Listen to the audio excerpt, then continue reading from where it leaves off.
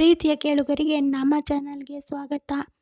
ನೀವು ನಮ್ಮ ಚಾನಲ್ಗೆ ಹೊಸಬರಾಗಿದ್ದರೆ ದಯವಿಟ್ಟು ಸಬ್ಸ್ಕ್ರೈಬ್ ಮಾಡಿಕೊಳ್ಳಿ. 35ನೇ ವಯಸ್ಸಿನಲ್ಲಿ ನಾನು ಸಂಪೂರ್ಣವಾಗಿ ಒಂಟಿಯಾಗಿದ್ದೆ. ನನ್ನ ಪತಿ ಸೈನ್ಯದಲ್ಲಿ ಕೆಲಸ ಮಾಡುತ್ತಿದ್ದರು ಮತ್ತು ಅವರು 1 ವರ್ಷದ ಹಿಂದೆ ನಿಧನರಾದರು ಮತ್ತು ನಮಗೆ ಮಗು ಕೂಡ ಆಗಿರಲಿಲ್ಲ. ನಾನು ಒಂದು ಸಣ್ಣ ಸಿಟಿಯಲ್ಲಿ ವಾಸಿಸುತ್ತಿದ್ದೆ. ಬೆಳಿಗ್ಗೆ ನಾನು ಮಕ್ಕಳಿಗೆ ಪಾಠ ಕಲಿಸಲು ಹೋಗುತ್ತಿದ್ದೆ. ಆದರೆ ಕೆಲಸದಿಂದ ಹಿಂದಿರುಗಿದ ನಂತರ ಸಮಯವನ್ನು ಕಳೆಯುವುದು ತುಂಬ ಕಷ್ಟವಾಗುತ್ತಿತ್ತು. ಈಗ ನನ್ನ ವಯಸ್ಸು ಕೂಡ ಎಷ್ಟು ಚಿಕ್ಕದು ಎಂದು ನಾನು ಯೋಚಿಸಿದೆ. ಹಾಗಾಗಿ ನಾನು ಜಿಮ್ಗೆ ಸೇರಿಕೊಂಡೆ. ಶಾಲೆಯ ನಂತರ ನಾನು ಪ್ರತಿದಿನ ಜಿಮ್ಗೆ ಹೋಗಿ 1 ಗಂಟೆ ವ್ಯಾಯಾಮ ಮಾಡುತ್ತಿದ್ದೆ. ಅಲ್ಲಿ ನಾನು ಸ್ವಲ್ಪ ಸಮಯವನ್ನು ಕಳೆಯತೊಡಗಿದೆ. ನಾನು ಜಿಮ್ಗೆ ಹೋಗುವ ಸಮಯದಲ್ಲಿ ಒಬ್ಬ ವ್ಯಕ್ತಿ ಕೂಡ ಅದೇ ಸಮಯಕ್ಕೆ ಜಿಮ್ ಮಾಡಲು ಬರ್ತಾ ಇದ್ದ. ಅವನು ನನ್ನನ್ನೇ ನೋಡುತ್ತಿದ್ದ. ನನಗೂ ಅವನು ಇಷ್ಟವಾಗುತ್ತಿದ್ದ. ಏಕೆಂದರೆ ಈಗ ನನ್ನನ್ನು ನೋಡುವವರು, ನನ್ನ ಸೌಂದರ್ಯವನ್ನು ಮೆಚ್ಚುವವರು ಯಾರೂ ಇರಲಿಲ್ಲ. ನಾನು ಜಿಮ್ಗೆ ಹೋದಾಗ ಯಾವುದಾದರೂ ಎಕ್ಸಸೈಸನ್ನು ತಪ್ಪಾಗಿ ಮಾಡುತ್ತಿದ್ದಾಗ ಆ ವ್ಯಕ್ತಿ ಬಂದು ವ್ಯಾಯಾಮವನ್ನು ಸರಿಯಾಗಿ ಮಾಡುವುದಾಗಿ ಹೇಳಿಕೊಡುತ್ತಿದ್ದ. ಇದೇ ನೆಪದಲ್ಲಿ ಅವನ ಕೈಗಳು ನನ್ನ ದೇಹಕ್ಕೆ ಟಚ್ ಆಗುತ್ತಿದ್ದವು. ಇದರಿಂದ ನಾನು ಏನೋ ಒಂದು ವಿಚಿತ್ರವಾದ ಭಾವನೆಯನ್ನು ಅನುಭವಿಸುತ್ತಿದ್ದೆ. ಇದು ನನಗೆ ತುಂಬ ಚೆನ್ನಾಗಿ ಅನಿಸುತ್ತಿತ್ತು. ಈಗ ನನಗೆ ನಾನು ಎಷ್ಟು ಚಿಕ್ಕವಳಾಗಿದ್ದೇನೆ ಹಾಗೂ ಎಷ್ಟು ಒಂಟಿಯಾಗಿದ್ದೇನೆ ಎನ್ನುವ ಭಾವನೆ ಬರುತ್ತಿತ್ತು. ಸ್ನೇಹಿತರೆ, ನನ್ನ ಹೆಸರು ರಾಣಿ. ನಾನು ಕೇವಲ 24 ವರ್ಷದವಳಿದ್ದಾಗ ನನಗೆ ಸರಕಾರಿ ಟೀಚರ್ ನೌಕರಿ ಸಿಕ್ಕಿತು. ಈ ಕೆಲಸ ಸಿಕ್ಕಿದಾಗ ನಾನು ತುಂಬಾ ಸಂತೋಷವಾಗಿದ್ದೆ. ಏಕೆಂದರೆ ಸರಕಾರಿ ಪರೀಕ್ಷೆಯಲ್ಲಿ ಉತ್ತೀರ್ಣರಾಗುವುದು ಅಷ್ಟು ಸುಲಭದ ಮಾತಲ್ಲ.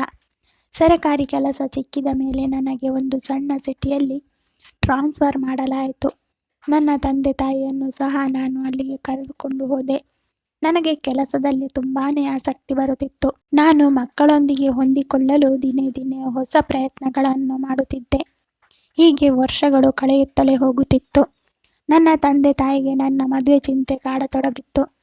ಆವಾಗ ನಾನಿರುವ ಸಿಟಿಯಿಂದಲೇ ಒಂದು ಮನೆಯಿಂದ ಒಂದು ಹುಡುಗನ ಸಂಬಂಧ ಬಂದಿತು. ಹುಡುಗ ಆರ್ಮಿಯಲ್ಲಿ ಕೆಲಸ ಮಾಡುತ್ತಿದ್ದ. ವರ್ಷದ 3 ತಿಂಗಳು ತನ್ನ ಮನೆಯಲ್ಲಿ ಇರುತ್ತಿದ್ದ. ಉಳಿದ ಸಮಯವೆಲ್ಲ ಆರ್ಮಿಯ ಡ್ಯೂಟಿ ಮೇಲಿರುತ್ತಿದ್ದ. ನನಗೆ ಸಂಬಂಧ ತುಂಬನೇ ಹಿಡಿಸಿದ್ದು.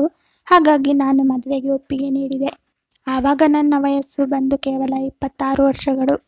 ನನ್ನ ಗಂಡನ ಮನೆಯಲ್ಲಿ ನನ್ನ ಗಂಡ, ಅವರ ತಂದೆ ತಾಯಿ ಹಾಗೂ ಒಬ್ಬ ಮೈದುನ ಇದ್ದ. ನನ್ನ ಮೈದುನ ಹೊಲದ ಕೆಲಸ ನೋಡಿಕೊಳ್ಳುತ್ತಿದ್ದ. ನನ್ನ ಗಂಡನ ಕೆಲಸ ಮಾಡಿದ ದುಡ್ಡು ಮನೆ ಖರ್ಚಿಗಾಗಿ ಕಳುಹಿಸುತ್ತಿದ್ದ. ಮದುವೆ ಆದ ಮೇಲೆ 15 ದಿವಸ ನನ್ನ ಜೊತೆಗೆ ಇದ್ದರು. ಆಮೇಲೆ ಅವರಿಗೆ ಡ್ಯೂಟಿ ಜಾಯ್ನ್ ಆಗಬೇಕಿತ್ತು. ಹಾಗಾಗಿ ಆರ್ಮಿಗೆ ಮತ್ತೆ ಹೋದರು. ನಾನು ಬೆಳಿಗ್ಗೆಯಿಂದ ಸಂಜೆಯವರೆಗೆ ಹೇಗೋ ಸಮಯ ಕಳೆಯುತ್ತಿದ್ದೆ. ಆದರೆ ರಾತ್ರಿ ಸಮಯದಲ್ಲಿ ಅವರ ನೆನಪು ತುಂಬನೇ ಬರುತ್ತಿತ್ತು. ಕೇವಲ ಮೊಬೈಲ್ನಲ್ಲಿಯೇ ಮಾತನಾಡುತ್ತಿದ್ದೆವು. ನನ್ನ ಮೈದುನ ಆಗಾಗ ನನ್ನ ಜೊತೆ ಸಮಯ ಕಳೆಯುತ್ತಿದ್ದ. ನನ್ನ ರೂಮಿಗೆ ಬಂದು ಮಾತನಾಡುತ್ತಿದ್ದ. ಏಕೆಂದರೆ ಅವನು ಕೂಡ ನನ್ನ ವಯಸ್ಸಿನವನೇ. ಹೀಗೆ ದಿನ ಕಳೆಯುತ್ತಾ ಹೋದಂತೆ ನನಗೆ ನನ್ನ ಮೈದುನ ಇಷ್ಟವಾಗತೊಡಗಿದ. ಏಕೆಂದರೆ ಅವನು ನನ್ನ ಜೊತೆ ಹೆಚ್ಚಿನ ಸಮಯ ಕಳೆಯುತ್ತಿದ್ದ. ನನ್ನ ಮೈದುನ ನನಗೆ ತುಂಬಾನೇ ನಗಿಸುತ್ತಿದ್ದ. ನನ್ನ ಜೊತೆ ಚೆನ್ನಾಗಿ ಇರುತ್ತಿದ್ದ. ನಮ್ಮ ನಡುವೆ ಯಾವುದೇ ಅನೈತಿಕ ಸಂಬಂಧ ಇರಲಿಲ್ಲ. ಆದರೆ ನನ್ನ ಅತ್ತೆಗೆ ನಾನು ನನ್ನ ಮೈದುನನ ಜೊತೆ ಮಾತನಾಡುವುದು ಇಷ್ಟವಾಗುತ್ತಿರಲಿಲ್ಲ. ಆದರೆ ನಾನು ಅವರ ಒಂದು ಮಾತು ಕೇಳಲಿಲ್ಲ. ಏಕೆಂದರೆ ನಾನು ತುಂಬನೇ ಒಂಟಿಯಾಗಿದ್ದೆ. ನನ್ನ ಜೊತೆ ಸಮಯ ಕಳೆಯಲು ಯಾರಾದರೂ ಬೇಕು. ಹಾಗಾಗಿ ನನ್ನ ಮೈದುನನ ಜೊತೆ ನಾನು ಸಮಯ ಕಳೆಯಲು ಶುರು ಮಾಡಿದೆ. ಹೀಗೆ 6 ತಿಂಗಳು ಕಳೆದ ನಂತರ ನನ್ನ ಗಂಡ ಆರ್ಮಿಯಿಂದ ಮನೆಗೆ 3 ತಿಂಗಳ ರಜೆಗಾಗಿ ಬಂದರು. ಆವಾಗ ನನ್ನ ಅತ್ತೆ ನನ್ನ ಗಂಡನ ಕಿವಿಯಲ್ಲಿ ನನ್ನ ಬಗ್ಗೆ ಕೆಟ್ಟದನ್ನು ತುಂಬಿದಳು. ನನ್ನ ಗಂಡ ಅವರ ಮಾತನ್ನು ಕೇಳಿ ನನ್ನ ಮೇಲೆ ಸಿಟ್ಟಿಗೆದ್ದರು. ನಾನು ಕೂಡ ಹೇಳಿದೆ, ನೀವು ಆರ್ಮಿಗೆ ಹೋದ ಮೇಲೆ ನಾನು ತುಂಬಾನೇ ಒಂಟಿಯಾಗಿರುತ್ತೇನೆ. ನಾನು ಸಂತೋಷ್ ಜೊತೆ ಸಮಯ ಕಳೆಯುತ್ತೇನೆ. ನಮ್ಮಿಬ್ಬರ ನಡುವೆ ಯಾವುದೇ ಅನೈತಿಕ ಸಂಬಂಧವಿಲ್ಲ. ಆದರೆ ನನ್ನ ಗಂಡ ನನ್ನ ಅತ್ತೆಯ ಮಾತು ಕೇಳಿ ನನ್ನ ಮೈದುನ ಸಂತೋಷನ ಮದುವೆ ಮಾಡಿಬಿಟ್ಟರು. ಈಗ ನನ್ನ ಮೈದುನ ತನ್ನ ಹೆಂಡತಿಯ ಜೊತೆ ಸಮಯ ಕಳೆಯಲು ಶುರು ಮಾಡಿದ. ನಾನು ಮತ್ತೆ ಈಗ ಒಂಟಿಯಾಗಿದ್ದೆ. ಹಾಗಾಗಿ ಕೆಲವು ಮಕ್ಕಳಿಗೆ ಟ್ಯೂಷನ್ ಹೇಳಲು ಶುರು ಮಾಡಿದೆ. ಇದರಿಂದ ನನ್ನ ಸಮಯ ಕಳೆಯುತ್ತಿತ್ತು. ನನ್ನ ಗಂಡನಿಗೆ ಸಮಯ ಸಿಕ್ಕಾಗಲೆಲ್ಲ ನನ್ನ ಜೊತೆ ಫೋನ್ನಲ್ಲಿ ಮಾತನಾಡುತ್ತಿದ್ದರು. ಇವಾಗ ನಮ್ಮ ಮದುವೆಯಾಗಿ 8 ವರ್ಷಗಳು ಕಳೆದವು. ಆದರೆ ನಾನು ಇನ್ನೂ ಗರ್ಭ ಧರಿಸಲಿಲ್ಲ. ನನ್ನ ಅತ್ತೆ 8 ವರ್ಷಗಳಲ್ಲಿ ತುಂಬಾ ಕಟು ಶಬ್ದಗಳನ್ನು ನನಗೆ ಹೇಳುತ್ತಿದ್ದರು. ಅವುಗಳನ್ನು ಕೇಳಿದಾಗ ನನ್ನ ಕಣ್ಣಿನಿಂದ ನೀರು ಹರಿಯುತ್ತಿತ್ತು. ನನ್ನ ಮೈದುನನ ಹೆಂಡತಿಗೆ 2 ಮಕ್ಕಳಾಗಿದ್ದರು. ನನ್ನ ಅತ್ತೆ ನನಗೆ ಬೈಯಲು ಯಾವುದೇ ಅವಕಾಶ ಬಿಡುತ್ತಿರಲಿಲ್ಲ. ಇವಳು ಗರ್ಭ ಧರಿಸಿದರೆ ಕೆಲಸ ಬಿಟ್ಟು ಮನೆಯಲ್ಲಿ ಕೂರಬೇಕಾಗುತ್ತದೆ. ಹಾಗಾಗಿ ಇವಳು ತಾಯಿಯಾಗಲು ಬಯಸುವುದಿಲ್ಲ ಎಂದು ತುಂಬಾನೇ ಬೈಯುತ್ತಿದ್ದಳು. ನನ್ನ ಮೈದುನನ ಹೆಂಡತಿ ಕೂಡ ನನಗೆ ಇಷ್ಟಪಡುತ್ತಿರಲಿಲ್ಲ. ಹೀಗೆ ಒಂದು ದಿವಸ ಆರ್ಮಿಯವರು ನಮ್ಮ ಮನೆಗೆ ಬಂದರು. ಅವರ ಜೊತೆ ನನ್ನ ಗಂಡನ ಮೃತದೇಹವನ್ನು ಕೂಡ ತಂದರು. ನನ್ನ ಗಂಡನ ನೆನಪಿನಿಂದ ಹೊರಗೆ ಬರುವಷ್ಟರಲ್ಲಿ ನನ್ನ ಅತ್ತೆ ನನಗೆ ಮನೆಯಿಂದ ಹೊರ ಹಾಕಿದಳು. ನನ್ನ ಮೈದುನನ ಹೆಂಡತಿಗೆ ನಾನು ಅಂದರೆ ಮೊದಲೇ ಆಗುತ್ತಿರಲಿಲ್ಲ. ಏಕೆಂದರೆ ಅವರ ಮದುವೆಗಿಂತ ಮೊದಲು ನನ್ನ ಮೈದುನನ ಜೊತೆ ಚೆನ್ನಾಗಿ ಇರುತ್ತಿದ್ದೆ. ಹಾಗಾಗಿ ಅವಳಿಗೆ ಇದು ಇಷ್ಟವಾಗುತ್ತಿರಲಿಲ್ಲ. ಈ ವಿಧವೆ ಹೆಣ್ಣು ಈ ಮನೆಯಲ್ಲಿದ್ದರೆ ನಾನು ಮನೆ ಬಿಟ್ಟು ಹೋಗುತ್ತೇನೆ ಎಂದು ನನ್ನ ಅತ್ತೆಗೆ ಅವಳು ಅಂಜಿಕೆ ಹಾಕಿದಳು. ಹಾಗಾಗಿ ನನ್ನ ಅತ್ತೆ ನನಗೆ ಮನೆಯಿಂದ ಹೊರಗೆ ಹಾಕಿದಳು.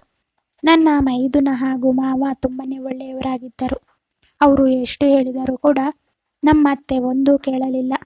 ಹೀಗಾಗಿ ಆ ಊರಿನಿಂದ ನಾನು ಟ್ರಾನ್ಸ್ಫರ್ ಮಾಡಿಕೊಂಡು ಈ ಸಣ್ಣ ಊರಿಗೆ ಬಂದೆ. 1 ವರ್ಷದಿಂದ ನಾನು ತುಂಬಾನೇ ಒಬ್ಬಂಟಿಯಾಗಿ ಸಮಯ ಕಳೆಯುತ್ತಿದ್ದೆ. ಹಾಗಾಗಿ ಜಿಮ್ಗೆ ಸೇರಿಕೊಂಡೆ. ಹೀಗೆ ದಿನ ಕಳೆಯುತ್ತಿದ್ದಾಗ ನಮಗೆ ಬೇಸಿಗೆ ರಜೆ ಕೂಡ ಬಂದಿತ್ತು. ಈ 9 ವರ್ಷಗಳ ನಡುವೆ ನನ್ನ ತಂದೆ ತಾಯಿ ಕೂಡ ತೀರಿ ಹೋಗಿದ್ದರು. ಈಗ ಕೇವಲ ನನ್ನ ಅಣ್ಣ ಮತ್ತು ಅತ್ತಿಗೆ ಮಾತ್ರ ಇದ್ದರು. ಈ ರಜೆಗಳಲ್ಲಿ ಹೇಗೆ ಸಮಯ ಕಳೆಯುವುದೆಂದು ಯೋಚಿಸಿ ನನ್ನ ಅಣ್ಣ ಅತ್ತಿಗೆ ಹತ್ತಿರ ಹೋಗಲು ಯೋಚಿಸಿದೆ.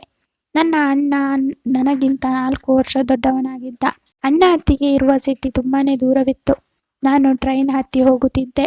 ಟ್ರೈನ್ನಲ್ಲಿ ಒಬ್ಬ 40 ವರ್ಷದ ವ್ಯಕ್ತಿ ನನ್ನ ಬಾಜು ಸೀಟಿನಲ್ಲಿ ಕುಳಿತಿದ್ದ. ಅವನು ನನ್ನನ್ನೇ ಗುರಾಯಿಸಿ ನೋಡುತ್ತಿದ್ದ. ಇದರ ನಡುವೆ ನನ್ನ ಕುಡಿಯುವ ಬಾಟಲಿನ ನೀರು ಮುಗಿದಿತ್ತು. ಮುಂದಿನ ಸ್ಟೇಷನ್ ಬಂದಾಗ ಬಾಟಲ್ ತುಂಬಿಕೊಳ್ಳಬೇಕೆಂದು ಯೋಚಿಸಿ ಟ್ರೈನ್ ಇಳಿದು ಹೋಗುವಾಗ ಆ ವ್ಯಕ್ತಿ ನನ್ನ ಕಡೆಯಿಂದ ಬಾಟಲ್ ಕಸಿದುಕೊಂಡು ನಾನು ನೀರು ತುಂಬಿಸಿಕೊಂಡು ಬರುತ್ತೇನೆ ಎಂದು ಹೇಳಿದ.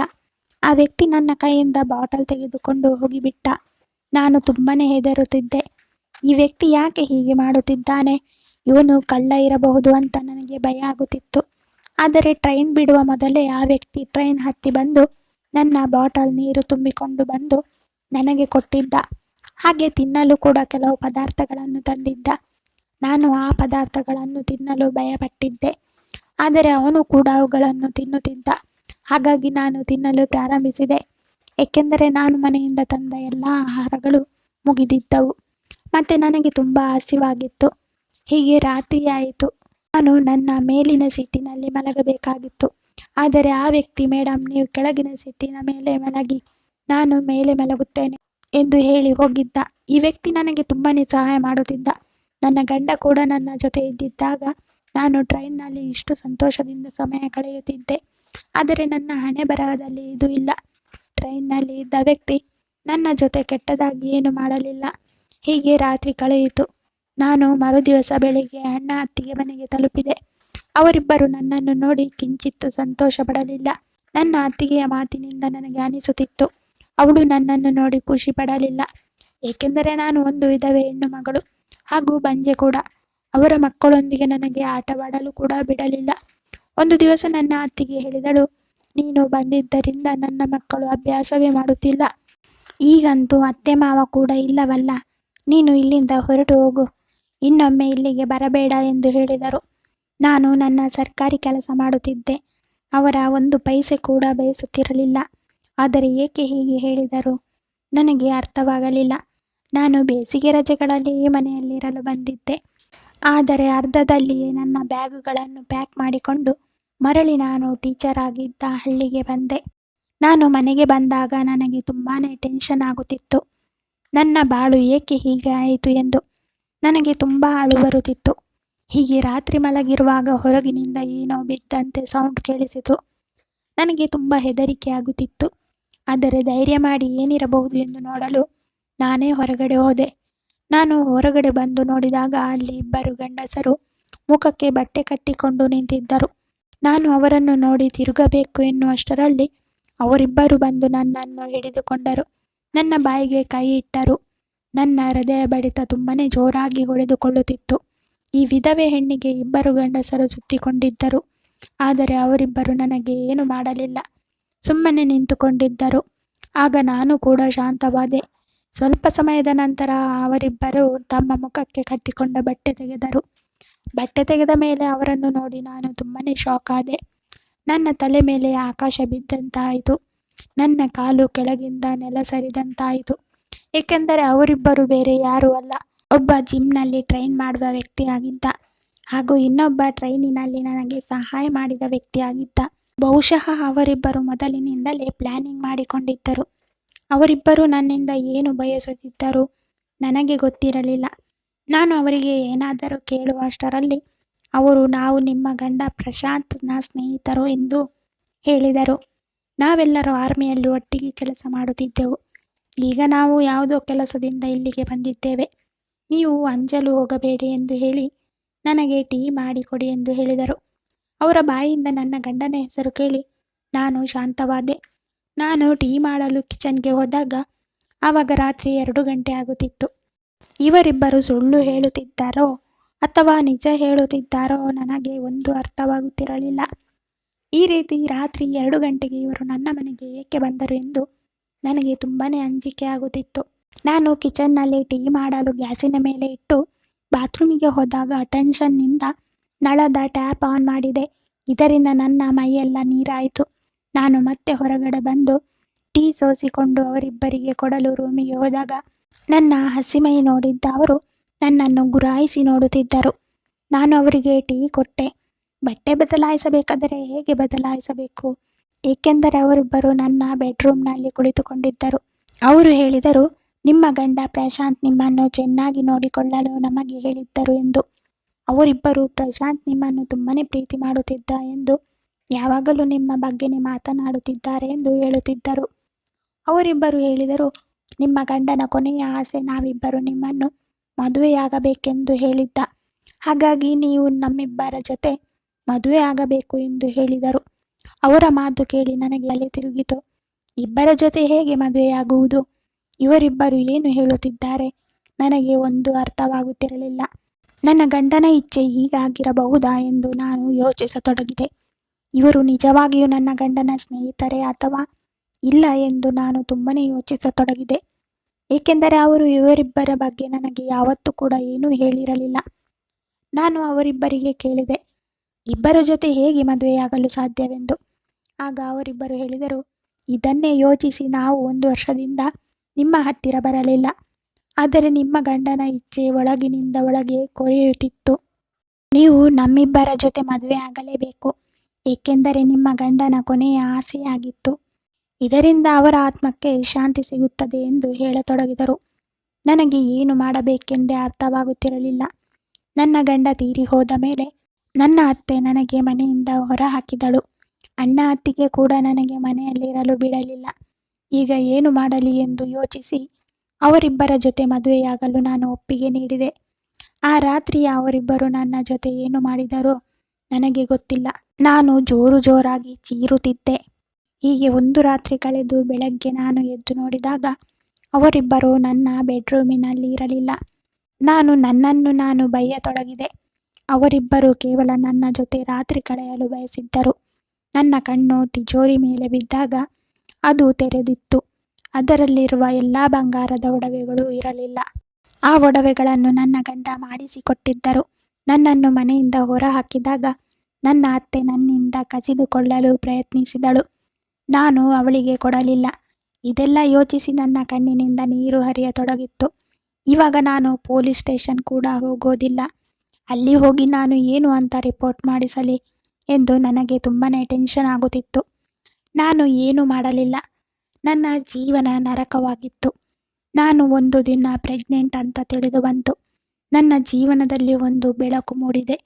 ನನ್ನ ಜೀವನ ಸಾರ್ಥಕವಾಯಿತು ಎಂದು ನಾನು ಸಂತೋಷಪಟ್ಟೆ. ಈಗ ನಾನು ಏನು ಕೂಡ ಯೋಚಿಸದೆ ಈ ಮಗುವಿಗೆ ಜನ್ಮ ನೀಡಿದೆ. ನನ್ನ ಮಗನ ಜೊತೆ ನಾನು ತುಂಬಾನೇ ಸಂತೋಷವಾಗಿದ್ದೇನೆ. ಈ ಕತೆ ಇಷ್ಟ ಆಗಿದ್ದರೆ ಲೈಕ್ ಮಾಡಿ, ಶೇರ್ ಮಾಡಿ. ಸಬ್ಸ್ಕ್ರೈಬ್ ಮಾಡದವರು ದಯವಿಟ್ಟು ಸಬ್ಸ್ಕ್ರೈಬ್ ಮಾಡಿಕೊಳ್ಳಿ. ಧನ್ಯವಾದ.